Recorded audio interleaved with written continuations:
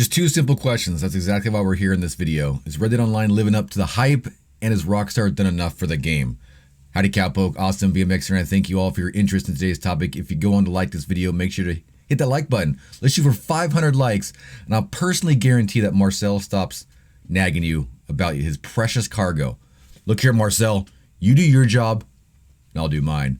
And of course, if you're new to the community, feel free to hit that subscribe button for more Red Dead Online content, including tips and tricks, news updates, gameplay, just good old-fashioned fun. I also stream right here on YouTube, so make sure you stop in and say hello.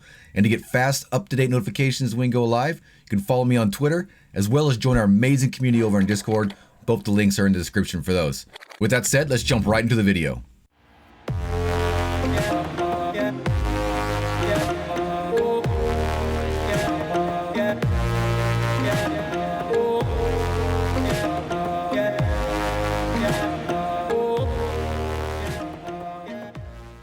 Red Dead Online is like no other game we have. It's a vast open world game set right before the turn of the century.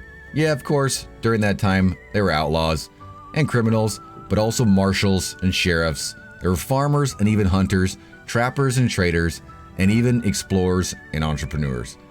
And this game builds on that broad interpretation of history and continues to develop over time. So I ask you, has Red Dead Online lived up to the hype? And my short answer is yes. No way, Austin. I want to be an outlaw and shoot everything in town with my 6-shooters and rob banks and do heists. I hear you, Killer Sweat 6969, and that will surely come for sure, man. Come on. But that's not what our current discussion here is about. Red Dead Online was warranted to be so much more than that. Its design purpose was to be a vast online multiplayer open world game that will last for years to come, to allow the player to embark on an adventure either alone or with friends, to have multiple options of play in the beautiful world that we've all come to love while playing the story. And for that, right there, then I do say yes, Red Dead Online has lived up to the hype. Now what about Rockstar? Have they actually done enough for Red Dead Online in its current state? Today I'm going to go over some of the things that have been added to the game. And as I started to write out this list, my thoughts kind of swung from maybe to wow, that's a lot of stuff. Red Dead Online has been out for almost 2 years as of now. And in that 2 years, Rockstar has actually done quite a lot. I don't really want to talk about the first year as it was in beta. And although they had a lot of bugs, they also had a lot of fixes. And they made minor changes to the game for gameplay issues. We have to look at that time as an early access to the game in development that we all got to mess around in. But what I want to focus on is the last year since Red Dead Online came out of beta. And there will be a lot of debate on if Rockstar has done enough, released the right content, or even focused on the game like they should. So let's jump into it. Let's go over a quick rundown of what the last year has looked like in Red Dead Online. First and foremost, there has been 5 roles released since starting in September 2019 with the Frontier Pursuits update. That's 5 new roles in less than a year. And each one of those roles included its own 20-tier unlock system with numerous additional items released with each role, including things we use every day, like the hunting wagon, the bounting wagon, the stew pot, the moonshine shack, the new wilderness campfire, new saddles, new horses, and many, many other things. Just look at the patch notes from the original Frontier Pursuits update.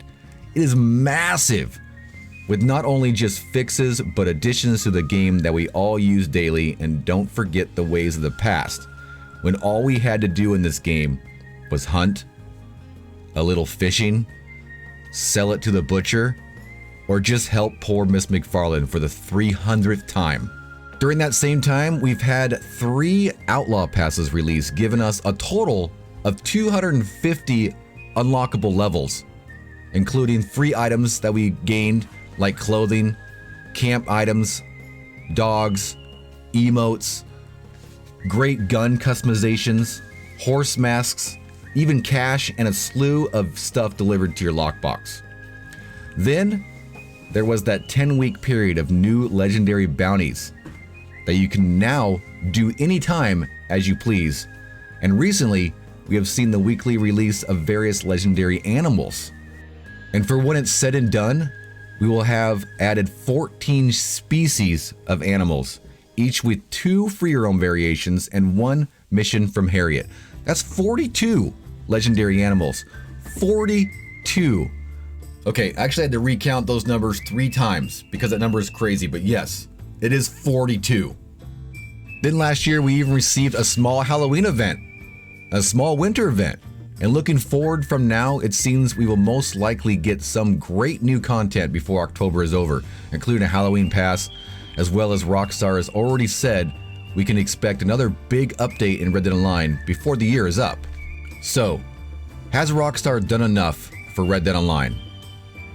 It may not be exactly what you want right now. Heck, it surely isn't even everything that I want right now.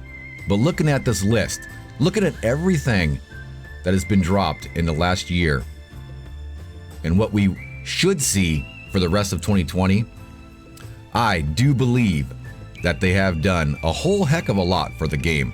And I believe that they're only getting started and that 2021 will be huge in Red Dead Online. All right, so I know my opinions may vary quite differently than yours, and that's okay. As always, I do appreciate you taking the time to check out the video, and I do hope you enjoy it. As a reminder, please help support the channel by hitting that like button. As well, if you're new to the round here, do consider subscribing to keep up to date on all things Red Dead Online, including tips and tricks, news updates, gameplay, and just have some good old-fashioned fun in the community. Hope to see you on the prairie sometime, but until then, see you later.